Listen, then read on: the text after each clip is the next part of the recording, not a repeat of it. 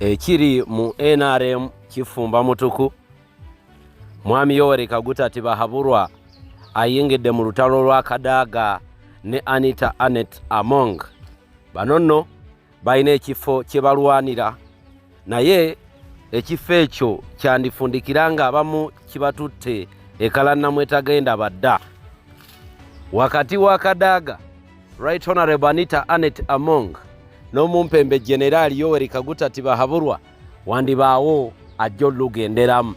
Ebigambo byongedde okutabuka kakati ebibadde mu meeting eyo eyatudde olunaku olw'eggule ya NEC mbiyina ngenda kubeera nga mbikuwa. Lwaki ngenda kuwa video efaananako ng'eyo olabe embeera eri mu NRM? Nabagamba nti ffe buli we tulaba omulabe ng'alwana obanga bo bennyini beerwana kitwongera amaanyi. Era bwe bumu ku bubadi omumpembe Tibahaburwa bwe yalinga ayita okutaagula oludda olumuvuganya nga abateekamu olutalo olutali lwa bulijjo n'abacreatingamu diversion, mwe kennyini ne mutandika okulwanagana ne mwekuba. Ebbanga lye mumalanga mulwanagana era nga mwekuba ye eri ng'akutula biddiiru bye ng'abaako omu ku mmwe gwajja n'ayita, olwo n'atuula naye ne bakkaanya n'atandika okumukolera ng'amuteereddewo ekifaananyi nti bali kati bakuyinako empalana, jangu eno ojja kufuna emirembe. N'olwekyo olutalo luli mu NRM ng'omundu olabanga akabonero akalaga obunafu obwa gavumenti y'omumpembe Generali Yoweri Kaguta Tibahaburwa. Era ke kamu ku bubonero obulaga ggwe Munnayuganda ayayaanira enkyukakyuka nti ddala we tukutte weewo. Olaba batandika okulwanira ebifo ng'ono alangira munne ebiwanvu n'ebimpi, oli n'alaga nti aludde mu ppate kyannaku nti leero bombiriri abali mu kulwanira ekifo ekyo ebbanga babulayo ttono. Era abatannaba kutegeera omukyala Anita Among bw'abanga tannaba kumanya bantu ki baadiiringa nabo nga tannayayaanira kifo kyonna mu NRM, yali badde atunuulira Kadaga. Ebigambo bya Kadaga byali badde kyakulabirako eri Anita Anet Among n'abalala abakolera NRM emirimu gyayo. Kadaga bw'abanga yakola byonna bye yakola ng'ali ku bifo eby'enjawulo mu NRM, nga NRM erabanga engeri ennyangu, actually ng'omumpembe Generali Tibahaburwa alabanga engeri ennyangu gy'alina okuyambamu Kadaga yeey'okumudampinga, then bano abalala bonna abajja balippira NRM nga bagyegattako nga bapya, babanga abatamanyi kye baagala, babanga abatalaba byakulabirako ng'ebyo ebyaba Kadaga. Kadaga yatulidde mwami Tibahaburwa n'amugamba, you publicly humiliated me, wantyoboola nonninnyirira mu lujjudde lw'abantu. Engeri gye wangoba ku bwa sipiika bwa paalamenti Ekkololo emyaka 2 emabega n'ekitundu, emyaka 5 lwadha emabega, wanninnyirira, wantyoboola, wanvuluga, mujjukira byaliwo. Kakati Kadaga ye tatidde kwatulira mwami Tibahaburwa. Mwami Tibahaburwa abadde alina eri mentality nti buli muntu yenna amutya, buli muntu yenna yeeraliikirira okwogera nga waali, era nga ye amanyi nti nno bwe yayogera nabo n'abagamba bakkaanye wabeewo omu ava ku kifo.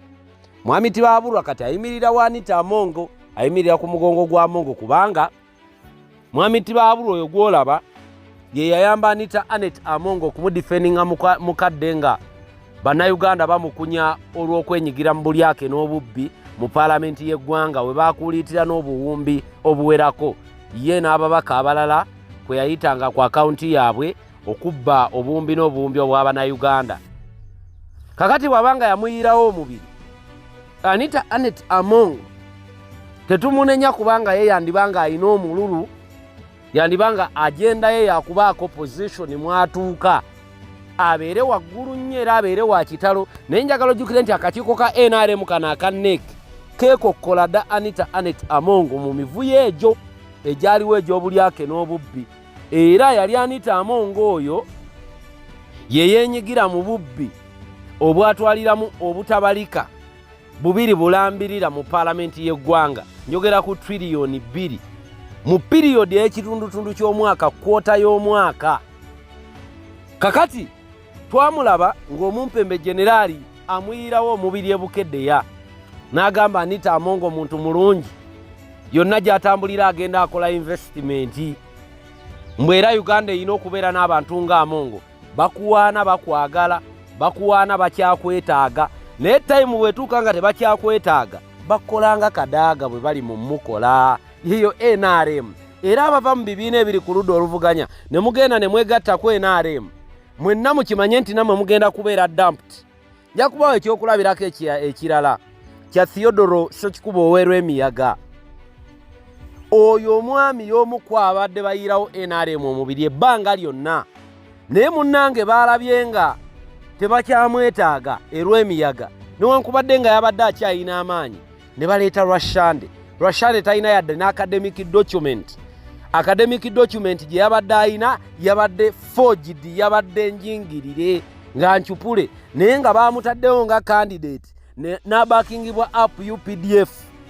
Ekintu ekipya kyeŋŋenderedde kibali mu kukola, bali mu kuleeta abantu abaabwe bamanyi nti no babaagala era babawagira nga babaagala kuva ku ntobo ya mutima gwabwe. Kati mmwe abalala muli mu ggobwa, abalala muli mu kufuumulwa mu NRM, naye tetumanyi lwaki mulemeddeyo, tetumanyi lwaki mulemerako nga mwagala position mu NRM ate nga mulaba NRM gyetwala eggwanga nti tewaliyo kalungi. Anyway, ebyo byonna gwe munnankyukakyuka lye yatugoberera byongera kulaga nti waliwo emivuyo mingi egiri mu gavumenti y'omumpembe Generality Bahaburwa. Ffe emivuyo gino buli we gibeerawo ne gyeyongera ate ffe twongera kuguma eno gye tuba tuli, kubanga tuba tumanyi nti amaanyi ge twali badde tumala nga tulwanagana n'omuntu omu bennyini abe NRM be bali mu kumwekubira ekigo. Buli kintu kyonna mwami Bahaburwa leero kyakola kyongera kukunamya mukunamye. Tiwali kintu kyakola leero nga kimugattako. Kalubeere luno olutalo oluli mu NRM ng'alwenyigiddemu aluyingiddemu olwa Kadaga n'Amongo, wallahi terumuleka waggulu, kubanga baba nga beerangidde ku National TV. Kadaga n'amulangira n'amugamba nti gwe otutwalanga nga toilet paper mu kaabuyonjo, otuyirawo omubiri wano ng'okyatwetaaga, bwe tumala okukolera emirimu gyo nga giwedde n'otukanyuga n'otwerabira. Really? Mu video Kadaga abyogedde. Kati gwe Munnayuganda kikyenja okukunga kiri kimu nga bano balwanagana balumagana n'okuttiŋŋana bagenda kuttiŋŋana. Tunuulira gwe Kadaga bw'afaanana.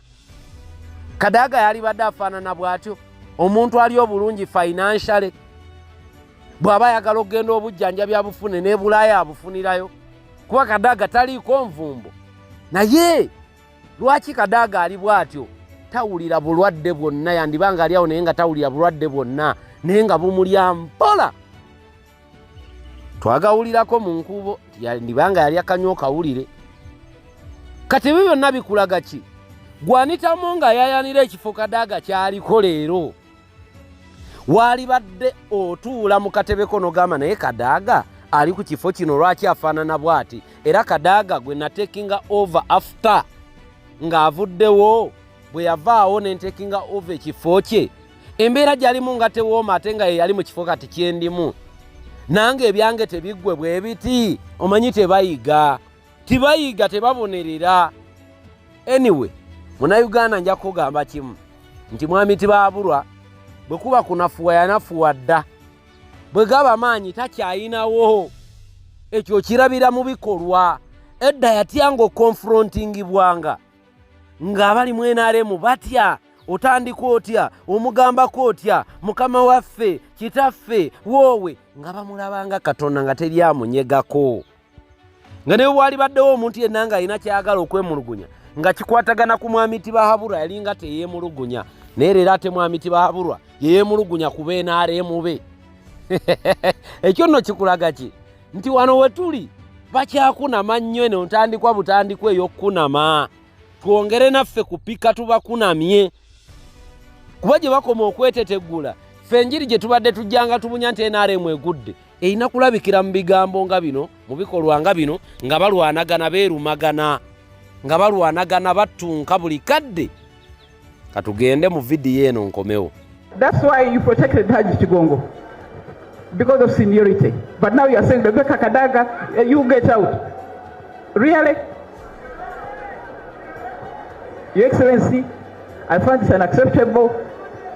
I'm not going to take any other position. I'm the incumbent, and I say this is my position until I'm voted out. I have been a member of this party since inception.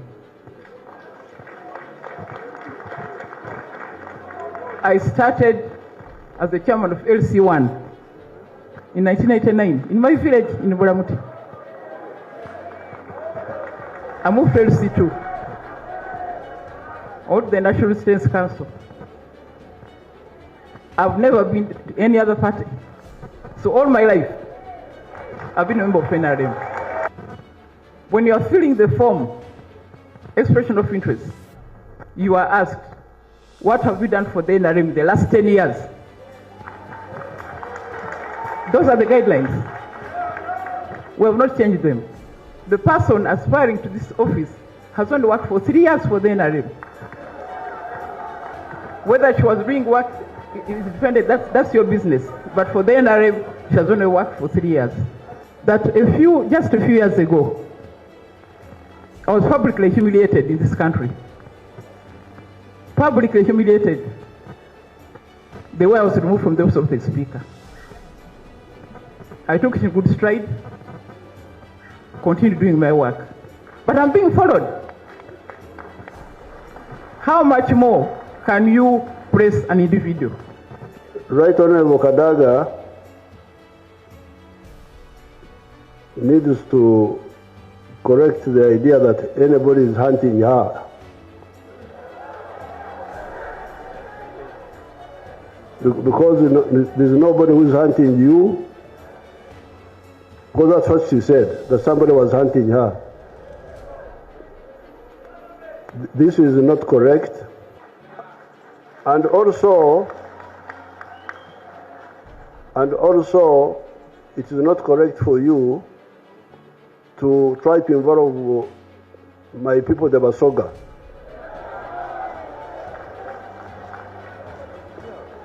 To try to give the impression that you are, if it's not you, if not you, Basoga are not there. This is not correct.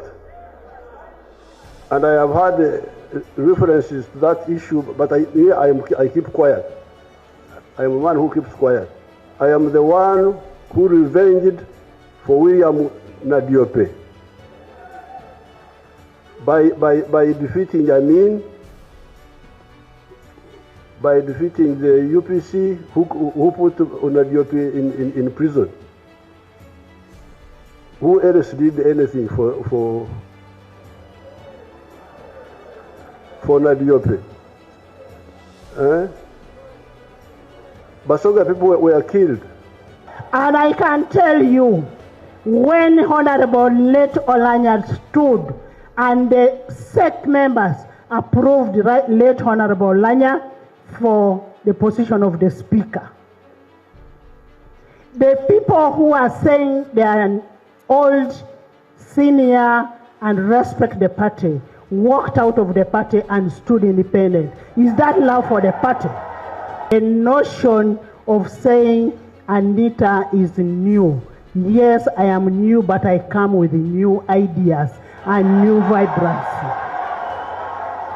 The mobilization that I am doing for this party,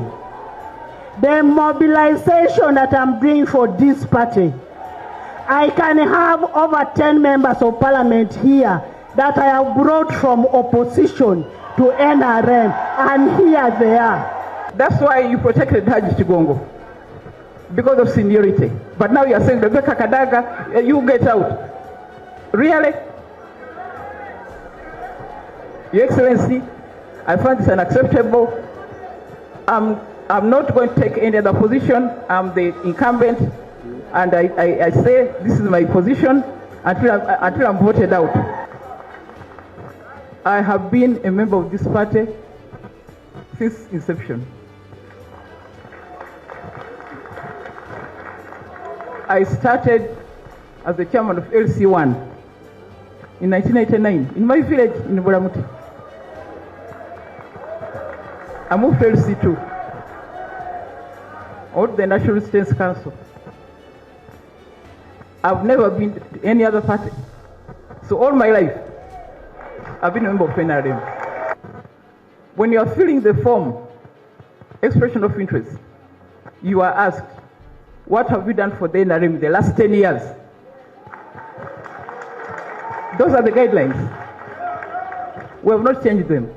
The person aspiring to this office has only worked for 3 years for the NRM.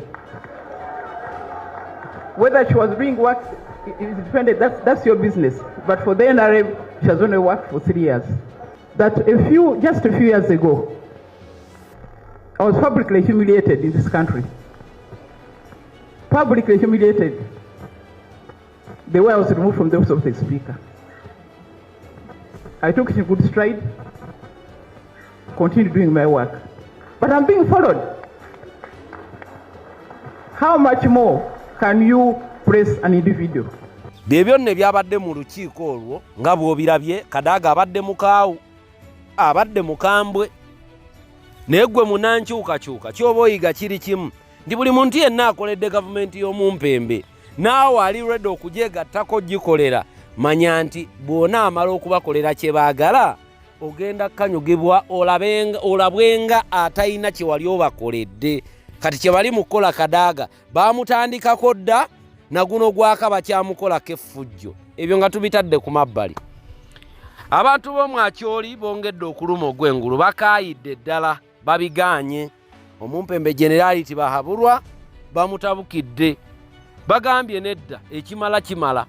Akyoli abantu baffe battiddwa, mwakyoli abantu baffe ne bagobwa ku mataka, mwakyoli abantu baffe ne bababbako ente, mwakyoli abantu baffe ne babatulugunya ne babaggalira mu makomera naye nga babaggalira lw'ebyabwe.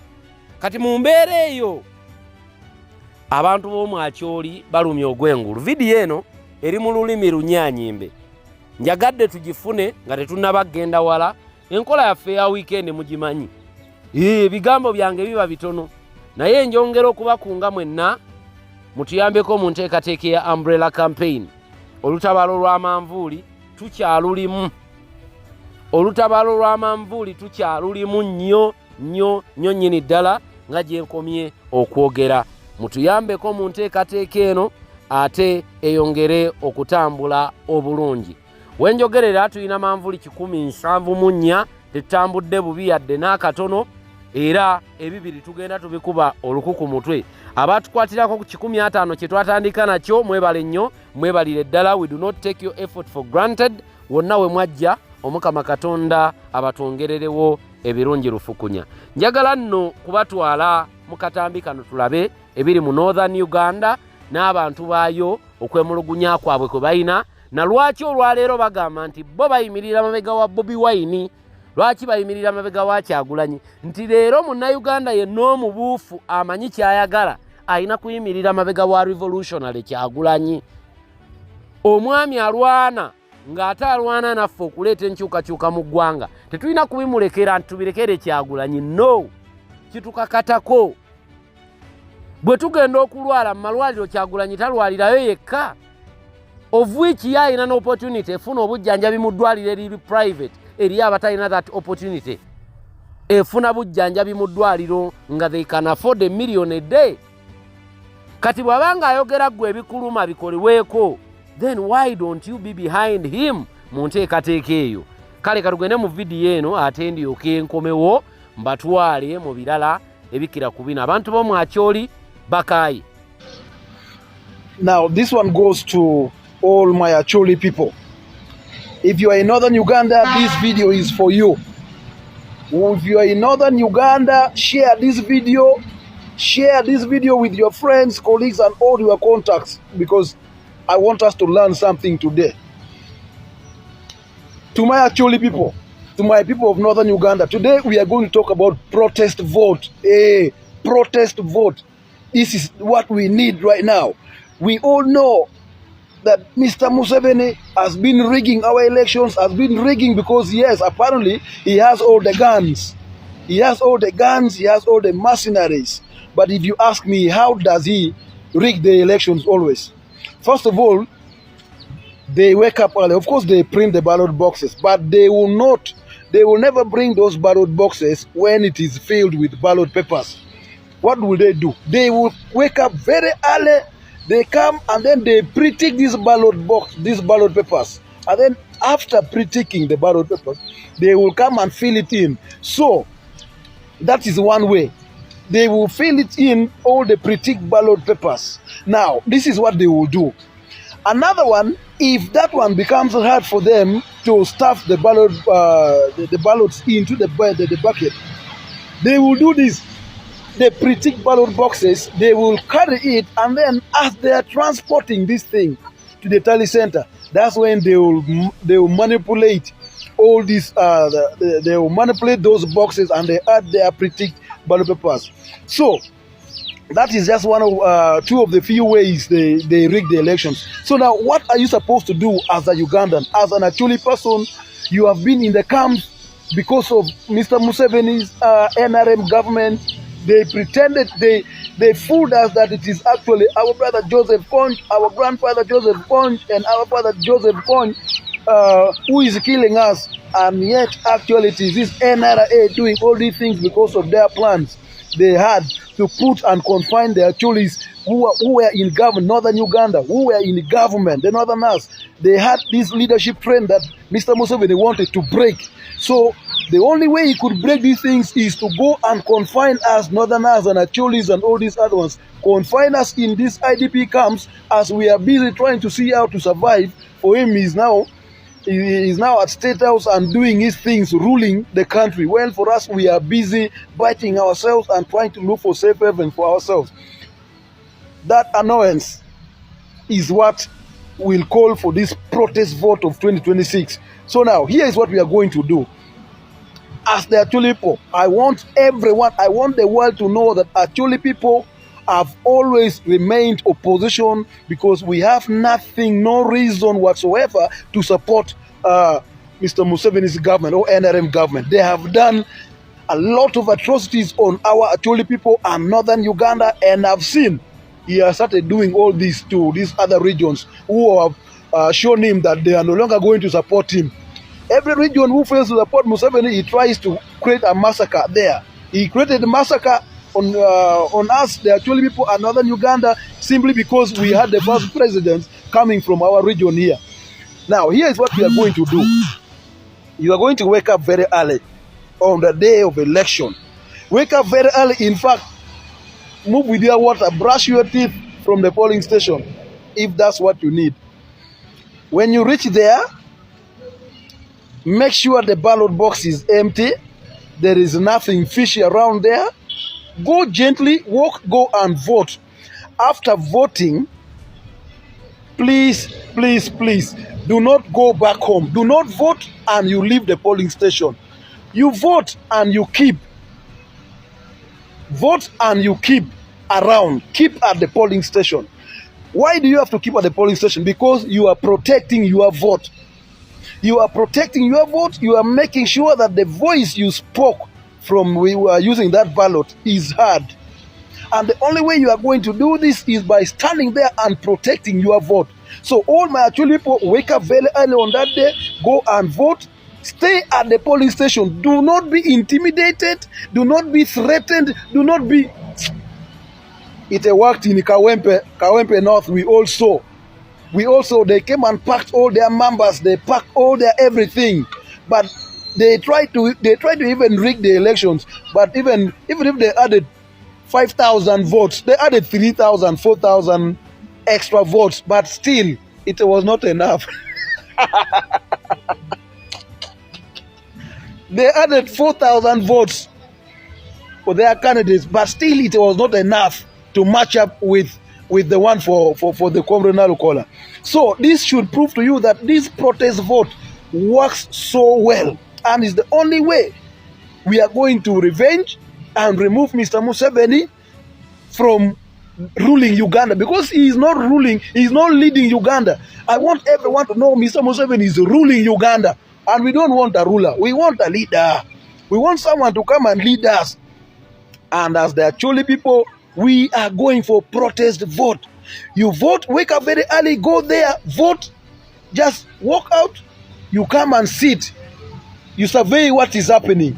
See everything that is happening until the vote is counted. And for all our agents who are going to be there, we are going to take very good care of you. Make sure you send us. Make sure you send us the DR forms. Take a pic, you send it to us. Because there is very high possibility that the DR forms you are having will be confiscated by their state agents. So just take a pic of that one, you send it to us, to the tally center. Send it to us and then we shall take it up from there. But all the actual people, let us embrace protest vote. Baganda, Central Region, and even Eastern Region, they have embraced protest vote. Let us not be fooled that the Banyankolis are enjoying these things. Mr. Museveni is from Rwanda. Banyankolis are also crying like us, the actual people. Banyankolis are also crying like us, the actual people. Let us not be fooled. It is only the Rwandese who are enjoying this country. And this is our time. 2026 is here. This is our time, by the way, to send Mr. Museveni packing back to Rwanda. Through protest vote, we do not have guns. For us, we do not have guns, but we have the votes. And we shall cast it in protest vote. And protest vote is vote for Umbrella. Protest vote is vote for Chagulanyi, aka Bobby Wine. Protest vote is for Mungu Gweto, for MP Badegala Ibi. Protest vote is for you, the voter. Because you want your voice heard. You want services. You want to be treated like a Ugandan and not like another squatter. It's not as if like you are renting Uganda or you are here on a visit. This is your home and you have to fight for it. And you can only fight using that your one vote in a protest vote. Protest vote 2026. Look at the way don't know. In actually metika when you look at it, in Lamete when you look at Aki Northern Uganda tap the 2026 protest vote. Look at the way Program ene wagidwa Sheikh Ashraf omulombi weddwa munonyeko ku namba eweryawo wewe naye nembera moyite tali nunje akulombere ddwa embere ja kuberanga ate efuuka malidadi. Mwalabye olunaku lweggulo nga banna Kenya bayiwawo omubiri ku lwaffe banna Uganda era nga bayimba obuyimba obubibiita obuyimba obutenda amaanyi Robert Kyagulanyi Bobi Wine gatadde ku nakyemalira wane Uganda nga boogera kimu bibiri. Bobi Wine eri mwamiti baabulu ali mu kwogera byayogera ngeno bayimba Bobi Wine ebweru. Kikulaga ki nti ffe tulina omuntu oba oli awo ng'abamu bamutunuulira ne bagamba nti talina nnyo kyagenda tukolera ninga ate amawanga amalala munnange geegomba okubeera nga yagakulembera. Kati bwe tuba n'omuntu ng'oyo mu ggwanga lyaffe Uganda tulina okutekinga advantage ey'opportunity Mukama gy'aba atuwadde. Mu kutekinga advantage y'opportunity Mukama gy'atuwadde mwe tugenda okuyita okuwangula okwejja mu mbeera eno ey'obuddu. Katugende mu video eno gye tuba tufundikira nayo. Mbaagala nnyo Antonio Lyeryange. Quick reminder, buli manvuuli ya mitwalo 2 egya Uganda. Tuddingane. Greetings. I hope everybody is doing okay. Now this is Kukwan tugenda kulawo for starters. Emyaka egiyise Uganda awo regime ebadde survivinga si kubanga nti ebadde y'amaanyi wabula kubanga abantu nganze now tubadde divided, tubadde silenced. Batusomesa kulinda, batusomesa nti waliwo abazira abadde bateekeddwa okuyimuka. Heroes that had to rise. Bali batusomesa kulinda bakulembeze ku actinga. Era nga ffe kennyini tubadde tulina omuntu gwe tulinda atucarryingire burden belonginga to us all. Kankaddemu Uganda awo regime ebadde survivinga si kubanga ebadde y'amaanyi, ebadde survivinga lwa nsonga yasooka netwawula ng'abantu. Kyakubiri yatusilensinga. Kyakusatu yatuteeka ekintu kimu mitwe kulinda, okulinda abazira okuyimuka, okulinda abakulembeze okuactinga, okubaayo omuntu omu gwe tulinda yetikka omusalaba gwaffe ffenna wakati nga tukimanyi nti eddembe terijja eri abo abalinda, lijja eri abo aba acting kati gano ge mazima gakaawa. Senga ffenna oba senga buli muntu alinda tewali agenda kutekinga action, ate senga tewaba acting atekinga action buli omu agenda kufiirwa, ate buli omu senga afiirwa kyekyo kireta regimes okusigala nga zisisurvivinga. The regime wins. Kankujjukize buli nkyukakyuka gy'omanyi mu byafaayo yazaalibwa lwa nsonga abantu ba bulijjo abakazi n'abasajja basalawo okulekeraawo okulinda ne bagamba okulinda tekyali option. Ggwanga lya South Africa Nelson Mandela yekka tasobola kimeekinga. Baali bantu ba bulijjo abaagana okuvunnamira apartheid. Ggwanga lya Sudan omukulembeze omu yetasobola kimeekinga. Baali bannansi abeeyiwa obungi ku streets mu butale n'abaana ab'amasomero abaagana okuvunnamira nakyemalira kyekyabasuula. E Uganda wano tuteekeddwa kitegeera nti liberation tejja kujja nga tuyina abantu be tukyalinamu essuubi nti be balina okutandika ku actinga. Enkyukakyuka egenda kujja nga tumaze okukitegeera mitwe gyaffe nti si kibiina tegenda kubeera moment ya mulundi gumu, wabula nga buli omu atandise kifiiringa nti mulimu gwe, nga buli omu atandise kitegeera nti alina kuzannya paati ye, nga buli omu amaze kukitegeera nti tetugenda kukkiriza kusalendalinga up biseera bya maaso. Mpulirizaamu, eno revolution mwe tuli si mulimu gwa muntu omu, si mulimu gwa politician, si mulimu gwabo gwotwala okuba nti ba activists ba foot soldier, si mulimu gweyo gwotwala okuba nti ye muvumu nnyo okusinga abalala. Eno revolution mwe tuli mulimu gwaffe ffenna. Njogera ku mulimi, omwana ow'essomero okuva mu S1 mpaka S6, omuvuzi wa boda mu buli kitundu. Njogera ku mwana atula mu classroom buli kaseera, maama atunda ennyanya mu katale, omukozi akola mu factory. Eno revolution yaffe ffenna wamu tulina amaanyi okukyusa Uganda eyo mu lunaku lumu. N'olwekyo tuteekeddwa okukitegeera nti eddembe lya Uganda mulimu gwange nga bwe guli omulimu gwo, nga bwe guli omulimu gwaffe ffenna. Kankutwaleko mbyayita 1776 tutunulira American Revolution. Mpulirizaamu, singa abalimi mu colonies ez'enjawulo tebaayimuka ne bagamba bagenda linda George Washington n'amajege oku actinga, America teyandifunye independence kuva ku ggwanga lya Britain. Ensonga lwaki America yafuna independence kuva ku ggwanga lya Britain, abalimi ab'enjawulo abaali abaweesa ng'ogasseko n'abaali abasuubuzi baakiraba nti gwali mulimu gwabwe okukyekwatiramu. Oluvannyuma ejje erya George Washington lyabeegattako ne balyoka bafuna independence 1776. Kankutwala ebyafaayo ebirala. Abasomi bebafaayo abasoma ku French Revolution 1788. Ffenna tukimanyi nti French monarchy teyandigudde singa abantu bonna balinda ba elite oku actinga. French monarchy yagwa abantu batunula Louis the 16th n'akakyala ka Maria Antoinette, kubanga abo abalimi the peasants, abasomesa, abantu abaali bakolera mu bitundu ebyenjawulo abaali bafiirinze okutulugunyizibwa okw'ekika ekyawaggulu tebaalinda ba nobles kulwana, era senga ba peasants baalinda ba nobles okubakulembera mu lutalo olw'okusuula the French monarchy. N'olunaku olwaleero kabaka owe-16 King Louis the 16th n'akakyala ke ka Maria Antoinette akajjukirwa ku statement gye kagambanga if you cannot afford bread go and buy a cake. Senga bakyafugira mu Luxury ne family yaabwe senga ekyafuga Bufalansa. Biseera bya Mahatma Gandhi 1915 ne 1947.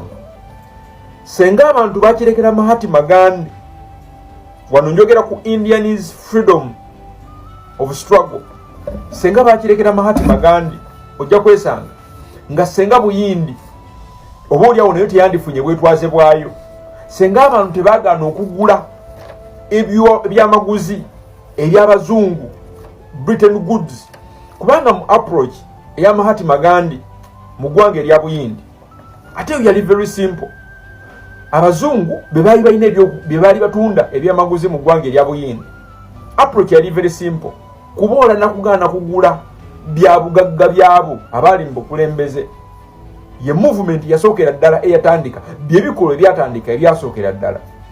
Singa abantu bakitunuuliza Mahatma Gandhi ne bamulinda actinge n'olunaku olwaleero senga Buyindi likyali twali lya Britain. Mpulirizamu buli bwannakyemalira busurvivinga oba buli bwannakyemalira obusurvivinga kuviira ddala ku Zimbabwe kutuuka ku North Korea obwannakyemalira bubeerawo kubanga abasinga okuba abangi the majority think nti someone else will fight or will begin the fight. Wakati ng'ebyafaayo bitulaga nti mawanga gonna abantu gye balinze abantu ab'enjawulo okutandika okuakitinga obwannakyemalira mu nsi ezo busigaddeyo era bukyaliyo. Wabula ate ebyafaayo bitusomesa nti mawanga gonna abantu gye baakitingidde wamu gye beegasse ne bayimuka tewaliwo bwannakyemalira butaagwa. Bwe weetoolola ebyafaayo byonna across history enkyukakyuka revolutions ezibadde successful ze zokka buli muntu wa owningira fight buli omuntu wakitwala nti mulimu gwe okukyusa obukulembeze. Senga ffenna tugamba nti tugenda kulinda wabeerewo akitinga wabeerewo omuzira akitukolera. Mpulirizaamu ogenda kwesanga tewali yadde n'omuntu n'omu akitinze. Mpulirizaamu ate wataba muntu n'omu akitinga buli omu agenda kusafaringa ate mu ngeri eyo yengeri yokka regime gye zisurvivinga. Enkyukakyuka ndi wano kikujjukiza guno omulimu tegulinda si mulimu gwa muntu omu mulimu gwaffe ffenna. Vidiyo eggwa bweti ate nga ge mazima. If everybody waits nobody will act. And if nobody acts, everybody loses. And if everybody loses, the regime survives. Nkudiramu across history, revolutions succeed only when everyone owns the fight. If all wait, no one acts. If no one acts, everybody suffers. And the regime survives. Change is never the job of a hero alone, but of a people together. Tugenda mu protest vote 226 kivunule bwoti ku mulundi guno gwokka twogera ku kuyimuka period. Wamawola ni jijeyo.